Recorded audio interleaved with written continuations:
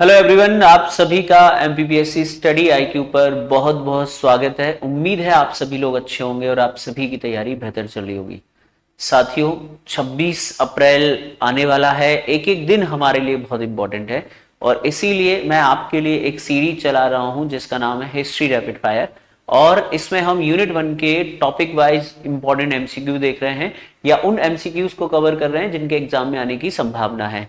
तो आज इस कड़ी में मैं आपके लिए लेकर आया हूं जैनिज्म एंड बुद्धिज्म के इंपॉर्टेंट एमसीक्यूज। ज्यादा क्वेश्चंस नहीं लिए हैं, कम ही लिए हैं, लेकिन बस प्रयास ये है कि इन प्रश्नों को आप एक बार देखते हुए जाइए जिससे कि आपके जो भी प्रश्न हैं इस टॉपिक के वो बन जाए। आइए आगे बढ़ते हैं। जब हम इस टॉपिक को आगे बढ़ाते हैं उससे पहले आपको एक इंपॉर्टेंट अपडेट देना है। एक सेकेंड, ये अपडेट इसका नहीं है, ये अपडेट कोई बात नहीं। अपडेट ये है कि स्टडी आईक्यू का ऑफर चल रहा है। सफलता जो सेल मैंने आप लोगों को बताई थी, मैं आपको दोबारा से बता देता हूं। ये इसी में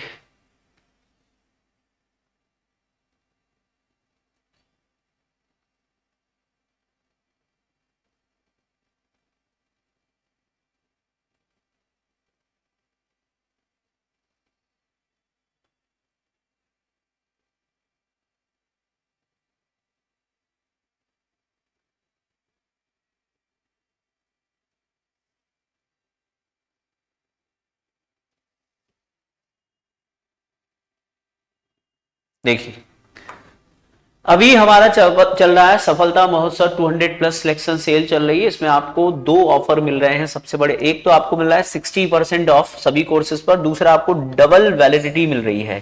ये ऑफर लिमिटेड पीरियड के लिए, मैं आपको और डिटेल में बता दूंगी ये ऑफर क्यों चल रहा है। तो अभी हाल ही में यूपीएससी का रिजल्ट आया जिसमें स्टडी आईक्यू के ऑनलाइन प्लस ऑफलाइन मिलाकर 200 से प्लस यानी 200 से अधिक सिलेक्शंस हुए हैं। और इसी उपलक्ष्य में हम लोगों ने जो हमारे टॉपर से उनको सम्मानित भी किया है, हमारी जो हेड ऑफिस है वहां बुलाकर। और इसी उपलक्ष्य में हमने क्या किया है, इसी उपलक्ष्य में एक ऑफर चला रहे हैं जिसमें आपको सभी कोर्सेज पर, स्टडी आईक्यू के सभी कोर्सेज पर, खासकर मैं अभी बात कर रहा हूं एमपीपीएससी के प्रीलिम्स, मेंस, टेस्ट सीरीज सभी कोर्सेज पर आपको 60% का ऑफ और डबल वैलिडिटी मिल रही है। आप इसको अपने अकॉर्डिंग सब्सक्राइब कर सकते हैं। आइए स्टार्ट करते हैं हमारे। देखिए, आज के जो क्वेश्चंस हैं उन क्वेश्चंस की शुरुआत करते हैं। पहला प्रश्न आपके सामने है। थोड़ा सा क्वेश्चंस जल्दी जल्दी मैं आप लोगों को बताऊंगा जिससे कि आप ज्यादा से ज्यादा प्रश्नों को कर सके। निम्न में से कौन सा जैन धर्म का त्रिरत्न है? तो उन्होंने पूछा है कि which of the following is the triratna of Jainism? Buddha, Dhamma, Sangha, samyak दर्शन, सम्यक ज्ञान, सम्यक चरित्र, अहिंसा, सत्य, अस्तेय, सील, समाधि और प्रज्ञा। तो मेरे ख्याल से इसका आंसर सभी लोग जानते हैं।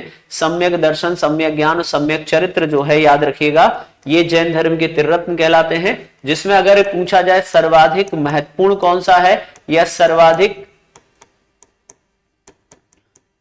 महत्वपूर्ण जिसे माना गया है वो चरित्र को माना गया है, सम्यक चरित्र, या जिसे सम्यक श्रद्धा भी कहते हैं। तो सम्यक श्रद्धा है, सम्यक चरित्र कहा जाता है। ये याद रखिएगा, ये बौद्ध धर्म के त्रिरत्न है। जैसे जैन धर्म में त्रिरत्न है वैसे ही बौद्ध धर्म के भी त्रिरत्न है। तो इस प्रश्न से आपको दो क्वेश्चंस के आंसर मिल गए कि अगर पूछा जाए बौद्ध धर्म के त्रिरत्न क्या है तो आपका आंसर होगा बुद्धम शरणम गच्छामि, धम्मम शरणम गच्छामि, संघम शरणम गच्छामि। यानी बुद्ध, धम्म, संघ ये बौद्ध धर्म के त्रिरत्न है। जबकि जैन धर्म में सम्यक दर्शन, सम्यक ज्ञान और सम्यक चरित्र को जो है क्या माना गया है, त्रिरत्न माना गया। जैन धर्म के ये आधारभूत सिद्धांत कहलाते हैं जिसमें चरित्र सबसे इंपॉर्टेंट है।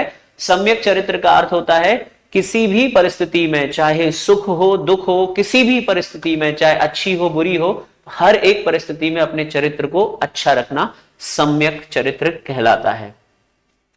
सेकंड क्वेश्चन है विच of the following places is not associated with Buddha's life? तो इनमें से कौन सा ऐसा प्लेस है जो बुद्ध के जीवन से संबंधित नहीं है? सरल दिखने वाले प्रश्न अक्सर टफ हो जाते हैं जब हम इनमें फंसते हैं। ऑप्शन ए है लुम्बिनी, ऑप्शन बी है बोध गया, ऑप्शन सी है सारनाथ, ऑप्शन डी है पावापुरी। मुझे लगता है जिन्होंने बेसिक भी पढ़ा होगा वो इस प्रश्न के आंसर को बहुत यूं कर लेंगे सही, लेकिन फिर भी मैं आपके लिए बता देता हूं। द राइट आंसर है डी, पावापुरी। पावापुरी का संबंध बुद्ध से नहीं बल्कि महावीर स्वामी से है। जो जैन धर्म के 24वें तीर्थंकर और जैन धर्म के वास्तविक संस्थापक थे। ठीक है, याद रखिएगा जैन धर्म के 24वें तीर्थंकर का नाम क्या था? जैन धर्म के 24वें तीर्थंकर भगवान महावीर स्वामी थे, जिनसे इसका संबंध है। बाकी के जो 3 प्लेसेस हैं ये बुद्ध से संबंधित हैं। किससे संबंधित हैं? बुद्ध से संबंधित हैं, याद रखिएगा। लुम्बिनी में बुद्ध का जन्म हुआ था, बोध गया में बुद्ध को ज्ञान की प्राप्ति हुई थी, और सारनाथ में बुद्ध ने अपना पहला उपदेश दिया था, प्रथम उपदेश दिया था। क्योंकि हम इन प्रश्नों को डिस्कस कर रहे हैं तो मैं चाहूंगा इनकी और डिटेल में जानकारी आपको देना। लुम्बिनी बुद्ध के जन्म स्थान से संबंधित है, याद रखिएगा। ये जो जगह है वर्तमान में नेपाल में है लुम्बिनी। ठीक है, बोध गया बिहार में है, जहां पर बुद्ध को ज्ञान प्राप्ति हुई थी। बुद्ध के ज्ञान प्राप्ति की घटना को बौद्ध धर्म में संबोधि कहते हैं। क्या कहते हैं? संबोधि। और बुद्ध के प्रथम उपदेश की घटना को बौद्ध धर्म में धर्म चक्र प्रवर्तन कहा जाता है। तो धर्म चक्र प्रवर्तन कहां हुआ था? याद रखिएगा, धर्म चक्र प्रवर्तन हुआ सारनाथ में, और संबोधि वाली घटना कहां घटी थी? बोध गया में। तो कौन सा प्लेस जो बुद्ध से संबंधित नहीं है? डी, यानी पावापुरी। पावापुरी में क्या हुआ था? याद रखिएगा, पावापुरी में भगवान बुद्ध जो है उनकी मृत्यु हुई, सॉरी महावीर की मृत्यु, महावीर स्वामी की क्या हुई थी? मृत्यु हुई थी। अगला प्रश्न है, बुद्ध का महापरिनिर्वाण कहां हुआ है? Where did Buddha attain Mahaparinirvana? ये प्रश्न भी बहुत अच्छा है, देखने में बड़ा सरल लगता है। ये तो बिहारी सतसई के दोहे की तरह है, देखन में छोटे लागे घाव करें गंभीर। इस प्रश्न के आंसर को देखें, बुद्ध का महापरिनिर्वाण कहां हुआ है, तो इस प्रश्न का आंसर बड़ा सरल है। अगर ऑप्शंस में देखेंगे तो हमें कुशीनगर चमकता हुआ नजर आएगा, और कुशीनगर है उत्तर प्रदेश में। कुशीनगर उत्तर प्रदेश में है। कुशीनगर मल्ल गणराज्य की राजधानी थी। मल्लों की राजधानी थी, या मल्लों की राजधानी थी। मल्ल गणराज्य था, उसकी राजधानी थी। और यहीं पर जो है बुद्ध को, ठीक है याद रखिए, 483 BC में बुद्ध को निर्वाण की प्राप्ति हुई थी, यानी बुद्ध की मृत्यु हुई थी। और बुद्ध के निर्वाण प्राप्ति की जो घटना है, बुद्ध को निर्वाण प्राप्ति हुई, और बुद्ध की निर्वाण प्राप्ति की घटना को बौद्ध धर्म में महापरिनिर्वाण कहा गया है। ठीक है, याद रखिएगा। तो बौद्ध धर्म में निर्वाण प्राप्ति की घटना क्या कहलाती है? महापरिनिर्वाण। महापरिनिर्वाण कहलाती है। बुद्ध के निर्वाण प्राप्ति की घटना कहलाती है महापरिनिर्वाण।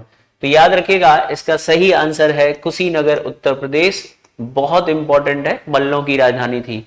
महावीर स्वामी और बुद्ध दोनों को ही जहां निर्वाण की प्राप्ति हुई वो मल्लों की राजधानी थी। बुद्ध को कुशीनगर में, जबकि महावीर को पावापुरी। पावापुरी भी मल्लों की दूसरी राजधानी थी। ये आप याद रखिएगा। नेक्स्ट क्वेश्चन की ओर बढ़ते हैं। हमारा अगला क्वेश्चन है, अष्टांगिक मार्ग।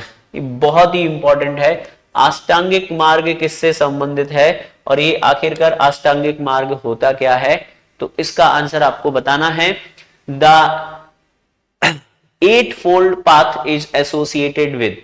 8-fold path किससे संबंधित है? तो ये एक सरल प्रश्न है। जब इस ऑप्शन को आप देखेंगे तो आपके चेहरे पे खुशी आ जाएगी। कितना सरल प्रश्न प्रीलिम्स में अगर आपको देखने को मिलता है।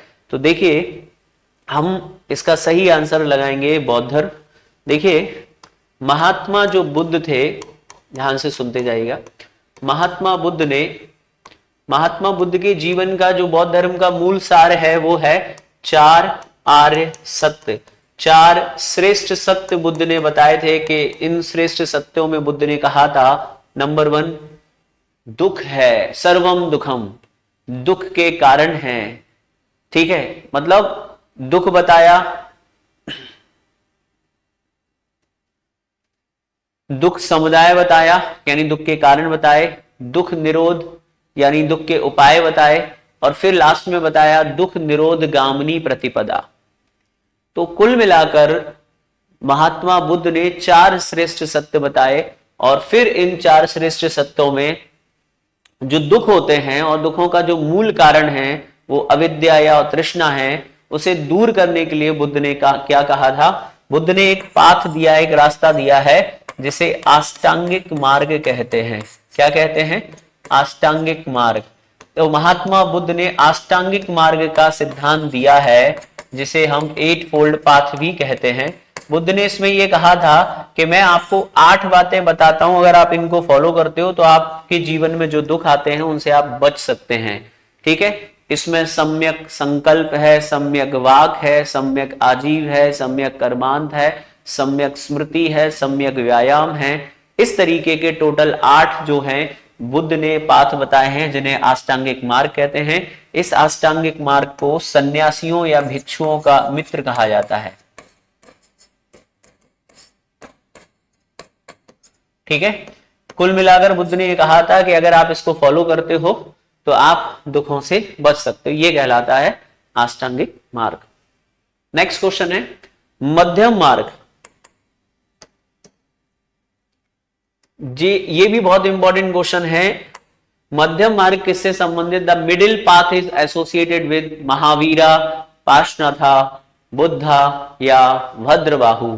किससे रिलेटेड है? ये 4 महान व्यक्तियों के नाम आप बोर्ड पे देख सकते हैं और आपको बताना है किससे संबंधित है।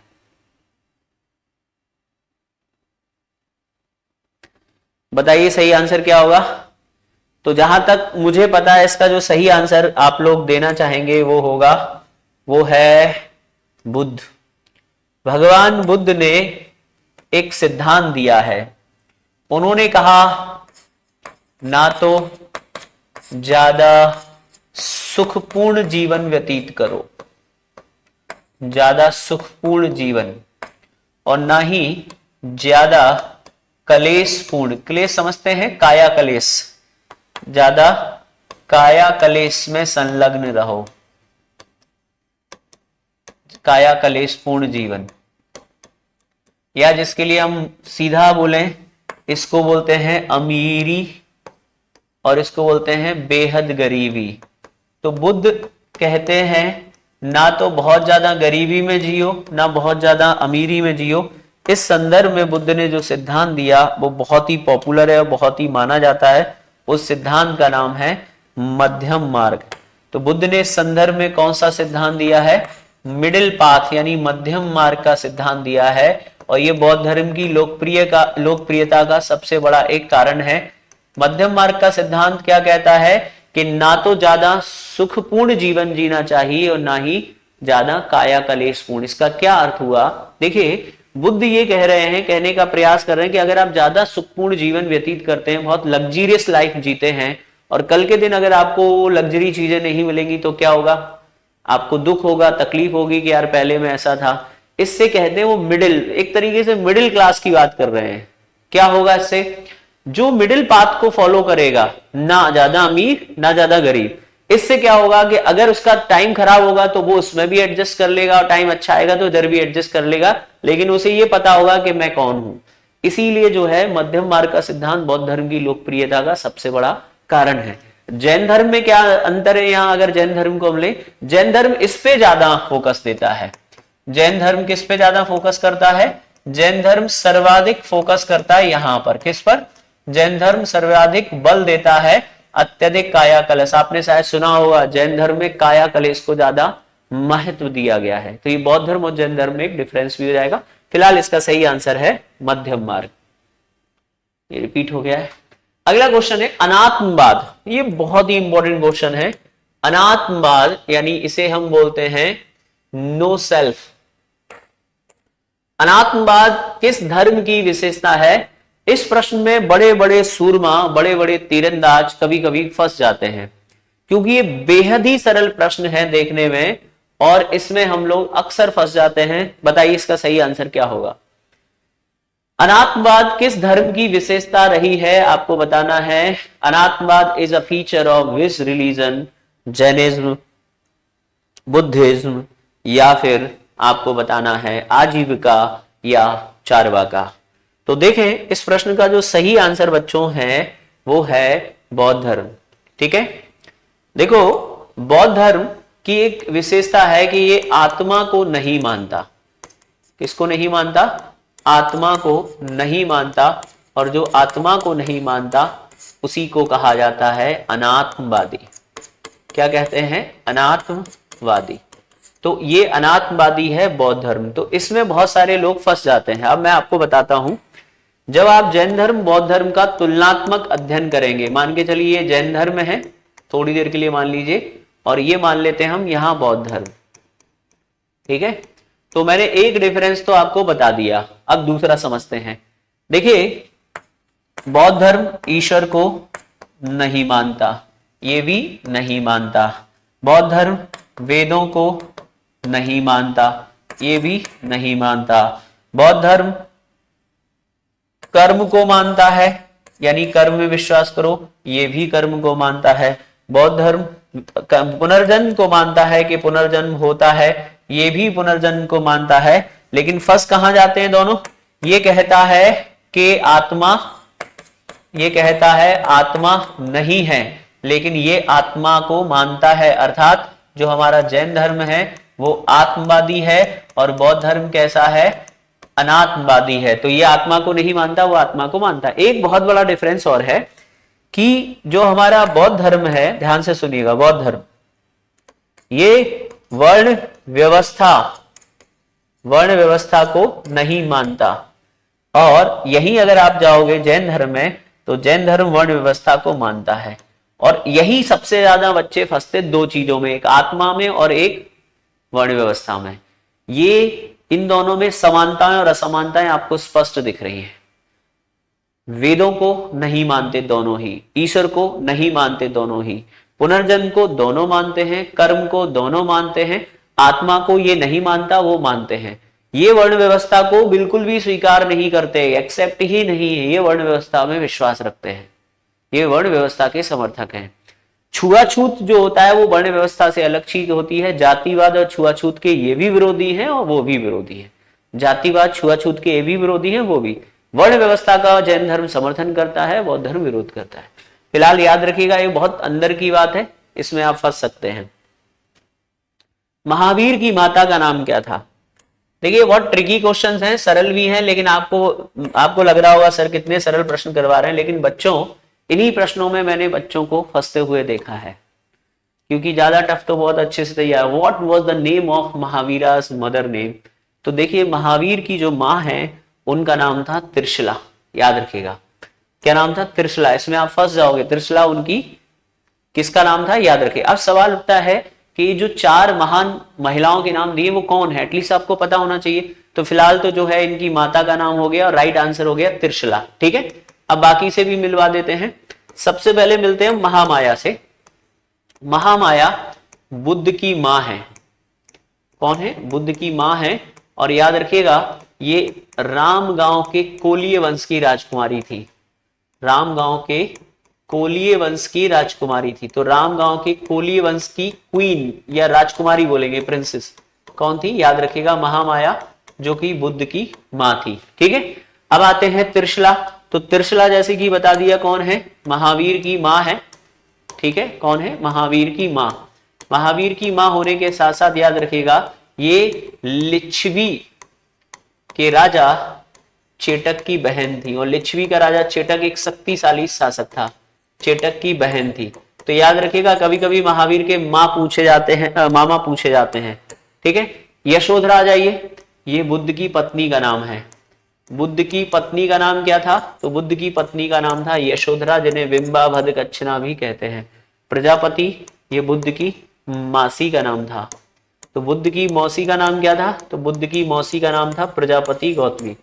अब आपके मन में एक सवाल आ रहा होगा, जब हमने ये सब पढ़ लिया तो महावीर की पत्नी का नाम भी बता दीजिए। महावीर की पत्नी का नाम यशोदा था। देखिए, नाम कितने आसपास हैं। ये यशोदा है जो महावीर की पत्नी है, और बुद्ध की पत्नी का नाम यशोधरा, ठीक है। ये 4-5 बहुत ही इंपॉर्टेंट प्रश्न हैं जो आपको अच्छे से याद रखने हैं। अगला प्रश्न है हमारा, गौतम बुद्ध का बर्थ प्लेस क्या था? थोड़ी देर पहले बताया था, लेकिन फिर भी देख लीजिए, सरल देखने में लग रहा है। बुद्ध का जो बर्थ प्लेस है वो क्या है? तो 4-5 प्लेस दिए हैं, तो ये सरल है, इसलिए समय हम इसमें नहीं खर्च करेंगे। लुम्बिनी, जो कि वर्तमान में नेपाल में है, ये बुद्ध का बर्थ प्लेस माना जाता है, ठीक है, याद रखिएगा। कपिलवस्तु बोधगया सारनाथ में, याद रखिएगा, कपिलवस्तु बुद्ध का राज्य का नाम था, बुद्ध का राज्य था। बुद्ध जो है बुद्ध के जो पिता थे वो कपिल वस्तु के शाक्य थे, बुद्ध का राज्य था। और याद रखिएगा वो शाक्य कुल के राजा थे, शाक्य कुल कह लो या शाक्य वंश से संबंधित थे। ठीक है। बोध गया की बात करें तो बुद्ध को ज्ञान प्राप्ति हुई, थोड़ी देर पहले आपको बता दिया। आप एक तरीके से पूरा टॉपिक ही समझ रहे, बुद्ध को ज्ञान प्राप्ति हुई थी, बिहार में है। ठीक है, संबोधि कहते हैं, सारनाथ यूपी में है और बुद्ध का पहला उपदेश है। बुद्ध का प्रथम उपदेश कहां हुआ था? सारनाथ में। ये सब अभी आपको बताया था थोड़ी देर पहले। नेक्स्ट क्वेश्चन की ओर बढ़ते हैं। बुद्ध ने प्रथम उपदेश कहां दिया था? आपको बताना है। तो आपको बताना है, ये तो अभी थोड़ी देर पहले ही हमने कई बार डिस्कस कर लिया है। तो देखो इस तरीके से प्रश्न हम लोग बार बार डिस्कस कर लेते हैं। बुद्ध ने अपना पहला उपदेश दिया सारनाथ में। पहला क्वेश्चन, सारनाथ में जब बुद्ध ने पहला उपदेश दिया तो कितने ब्राह्मणों को दिया? 5 ब्राह्मणों को दिया। इस घटना को बौद्ध धर्म में क्या कहा गया? इस घटना को बौद्ध धर्म में धर्म चक्र प्रवर्तन कहा गया। यही वो दिन माना जाता है, यही वो घटना मानी जाती है जिससे बौद्ध धर्म स्थापित हुआ था। बौद्ध धर्म यहीं से स्टैब्लिश हुआ है। और याद रखिएगा बुद्ध ने अपना पहला बौद्ध संघ कहां स्थापित किया? तो बुद्ध ने अपना पहला बौद्ध संघ यानी प्रथम बौद्ध संघ की स्थापना भी यहीं पे की थी। प्रथम बौद्ध संघ की स्थापना कहाँ की? तो याद रखिएगा वो भी हमने सारनाथ में की थी।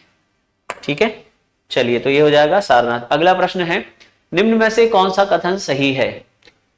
तो आपको इसमें से राइट यानी विच of the following statements is correct? Jain धर्म वेदों की प्रमाणिकता को स्वीकार करता है, बौद्ध धर्म वेदों की प्रमाणिकता को स्वीकार करता है। जैन और बौद्ध धर्म दोनों वेदों की प्रमाणिकता स्वीकार करते हैं, केवल जैन धर्म वेदों की प्रमाणिकता स्वीकार करता है। इस तरह के प्रश्न देखने में सरल होते हैं लेकिन टफ लगते हैं। तो इसका जो सही आंसर हो जाएगा वो सी हो जाएगा। ना तो जैन धर्म वेदों को मानता है और ना ही बौद्ध धर्म वेदों को मानता है। अस्वीकार का मतलब होता है नहीं मानते। थोड़ी देर पहले बताया था दोनों ही वेदों के अस्तित्व को स्वीकार नहीं करते, दोनों ही नास्तिक हैं, जैन धर्म और बौद्ध धर्म। ठीक है, चलिए आगे बढ़ते हैं अगले प्रश्न की ओर। जैन धर्म में किस सिद्धांत पर सबसे ज्यादा बल दिया गया है? बताइए, बताएं जल्दी क्या आंसर होगा। जैन धर्म में सर्वाधिक किस सिद्धांत पर बल दिया गया है? देखिए जैन धर्म के 5 महाव्रत माने गए हैं जिसमें 4 पार्श्वनाथ जी ने दिए हैं और 5वां जोड़ा था सत्य है, अहिंसा है, अस्तेय है, अपरिग्रह है और 5वां है जिसे कहते हैं ब्रह्मचर्य। ये 5वां वाला जोड़ा था महावीर स्वामी ने ब्रह्मचर्य। तो 5वां जोड़ा है महावीर ने, बाकी चारों जो दिए हैं 5वां महावीर स्वामी ने जोड़ा था और चारों दिए थे किसने? चारों दिए थे पार्श्वनाथ जी ने। पार्श्वनाथ जी जैन धर्म के 23वें तीर्थंकर थे। सवाल ये उठता है कि उन्होंने जो प्रश्न पूछा है कि सर्वाधिक बल, तो याद रखिएगा जैन धर्म सर्वाधिक बल देता है वो अहिंसा पर देता है। जैन धर्म के अनुसार सर्वाधिक महत्वपूर्ण चीज क्या है? अहिंसा है। याद रखिएगा इसमें अहिंसा देवी रखा है। कैसे आप याद रखेंगे कैसे कि जैन धर्म सर्वाधिक अहिंसा पर बल देता है? तो बहुत सरल तरीका है। जैन मुनि बोलते समय मुंह पे व्हाइट कपड़ा रखते हैं जिससे कि कोई जीव जंतु उनके मुंह में जाके उनकी डेथ ना हो। चलते समय हाथ में पिच्छी रखते हैं, मोरपंख का बना होता है, जिस जगह पे चलना होता है बैठना होता है उसे साफ करके बैठते हैं। जैन लोग युद्ध कृषि के विरोधी होते हैं। जैन लोग केवल व्यापार करते हैं क्योंकि उनका मानना है युद्ध में लोग मरते हैं, उनका मानना है खेती करने में जीव जंतु मरते हैं, इसलिए वो केवल व्यापार करते हैं। सर्वाधिक बल जो है जैन धर्म अहिंसा पर देता है। जैन धर्म के 5 मेन महान व्रत हैं जिनमें 4 पार्श्वनाथ जी ने दिए थे जो 23वें तीर्थंकर थे, 5वां ब्रह्मचर्य महावीर स्वामी ने जोड़ा। सॉरी। बौद्ध धर्म के मूल ग्रंथ त्रिपिटक किस भाषा में है? आपको बताना है बौद्ध धर्म के मूल ग्रंथ त्रिपिटक किस भाषा में है? In which language are the Buddhist Tripitakas composed? बताइए। A Sanskrit, B Pali, C Ardhamagadhi और डी है अपभ्रंश। तो किसमें ये मिलेंगे आपको थोड़ा सा जल्दी बताना है, फटाफट कीजिए।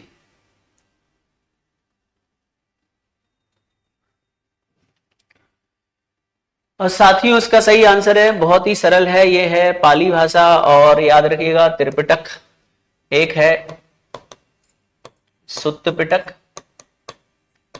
एक है विनय पिटक, और एक है जिसे हम बोलते हैं अभिधम पिटक। अभिधम पिटक, अभिधम पिटक। अगर आप ध्यान से देखें तो ये मैंने बताया कि बौद्ध धर्म के 3 पिटक हो गए। पहला वाला लिखा है आनंद द्वारा लिखा गया है, दूसरा वाला उपाली, और तीसरा मोगली तिस पुत्र, मोगली पुत्र तिस। ठीक है, इसमें क्या है, बुद्ध के उपदेश हैं, बुद्ध के उपदेश। ठीक है, इसमें संघ के नियम है, बौद्ध संघ के नियम, बौद्ध संघ की आचार संहिता है, और इसमें बौद्ध धर्म की दार्शनिक व्याख्या है। कौन सी व्याख्या है, दार्शनिक व्याख्या कह लो या दार्शनिक सिद्धांत कह लो। इसमें से सबसे इंपॉर्टेंट माना जाता है इसको, सुत्त पिटक को। इसे बौद्ध धर्म का इंसाइक्लोपीडिया कहते हैं। बौद्ध धर्म का इंसाइक्लोपीडिया किसे कहा जाता है, याद रखिएगा, बौद्ध धर्म का इंसाइक्लोपीडिया कहा जाता है सुत्त पिटक को। बुद्ध के उपदेश इसमें है, चाहे अष्टांगिक मार्ग हो, चाहे आर्य सिद्धांत हो, मध्यम मार्ग का सिद्धांत हो, सब इसी में मिलेंगे। इसीलिए इसे बौद्ध धर्म का इंसाइक्लोपीडिया कहते हैं। ये सब पाली भाषा में पूरे बौद्ध धर्म को समझने के लिए इन 3 पिटकों का अध्ययन आवश्यक है। ठीक है, याद रखिए, तो बड़ा सरल है। सुत्त पिटक के 5 भाग हैं, जिसके आपने नाम सुना होगा, अगुंतर निकाय, खुद्दम निकाय, दीर्घ निकाय, मध्यम निकाय। तो याद रखिएगा, इसी का भाग है अगुंतर निकाय, जिसमें 16 महाजनपदों का उल्लेख भी मिलता है, क्योंकि बुद्ध के जन्म के समय 16 महाजनपद थे। धर्म चक्र प्रवर्तन किस घटना से संबंधित है, थोड़ी देर पहले आपको बताया था, बुद्ध का जन्म, ज्ञान प्राप्ति, पहला उपदेश, महापरिनिर्वाण। तो ये सरल है, जिसका आंसर है फर्स्ट श्रवण। तो बुद्ध ने जो पहला उपदेश दिया था, जो कि सारनाथ में दिया था, सारनाथ यानी यूपी में, याद रखिएगा, सारनाथ यूपी, बुद्ध के धर्म चक्र प्रवर्तन से संबंधित है। अगला प्रश्न है, महावीर किस गणराज्य क्षेत्र से थे। थोड़ी देर पहले मैंने आपको बुद्ध का गणराज्य बताया था कि वो कपिल वस्तु के शाक्य थे। अब बुद्ध का आपको बताना है।